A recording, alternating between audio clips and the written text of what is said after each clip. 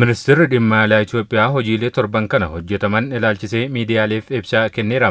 Dubbii himaan ministeera dhimma alaa Ambaasaadder Diinaa Muftii hojii dippiloomaasii gama siyaasaan hojjetaman deeggarsa namoomaa kaaba biyyattiitti taasifamaa jiruu fi lammiilee Saawud Arabiyaatti rakkoo hamaa keessa jiran biyyattii deebisuu irratti hojii hojjetamaa jiru ilaalchisuun miidiyaaleef ibsa kan kennani. Itti aanaan ministeera muummee fi ministeerri dhimma alaa Itoophiyaa obbo Dammaqaa Mokonnon torban kana haala biyyattii ilaalchisuun ambaasaaddarootaa fi dhaabbilee garaagaraaf ibsa kennuu isaanii Ambaasaadder Diinaan ibsaniiru. Dippiloomaatota ambaasaaddaroota biyya kana jiranii fi dhaabbota adda addaa walitti qabanii haala biyya keessa jiru ibsanii fi jiru.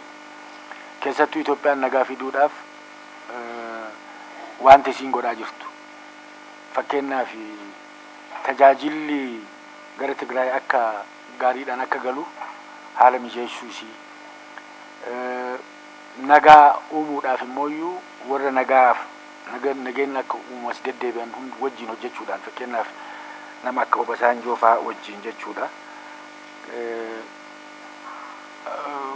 Itoophiyaan nageenya biyya keessatti tasgabbiin akka dhufu wanta barbaachisu hundi akka godhaa jirtu ibsanii jiran jechuudha. Lammiileen Itoophiyaa biyya alaa jiraatan dhiibbaa Itoophiyaa irratti geggeeffamaa jiru akka qolataniif hojii bal'aan hojjetamaa jiraachuu kaasanii ammas lammiileen Itoophiyaa sochii taasisan cimsanii itti fufuu isaanii ibsaniiru. Roomii fi Waashingtan jiran lammiiwwan Itoophiyaa HR afoo dhaabbachuudhaan HR'n kun biiliin kun akka hin dabarre jechuudhaan biiliin kun dabrinaan uummata miidhaa walitti dhufiinsa biyyaa miidha ka jedhu kaasanii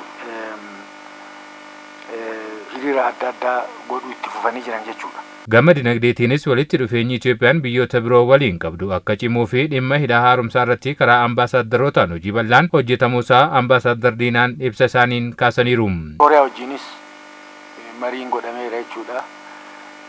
Kooriyaa kibbaa wajjin Kooriyaan biyyattii akka gargaartu biyya kanatti akka investii gootu hojii adda addaatiin akka biyya gargaartu. Kana durummoo seenaa dabre keessatti Kooriyaa gargaaruudhaaf mootummaan Itoophiyaa waan godhaa akka turte ka'ee jira jechuudha. Achi bira dabarree ambaasaaddaroonni ala jiran biyya adda addaa fakkeenyaaf Suudaanii kibbaa dippiloomaatota haarawaa Suudaan keessatti jiraniif hidhaan laga Abbayyaa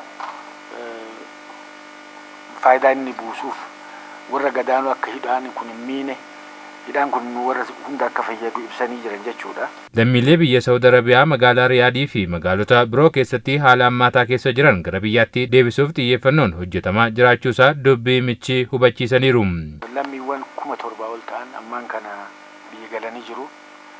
Torbaanitti xayyaarri guyyaa sadii barara achi dhaqee as fida jechuudha.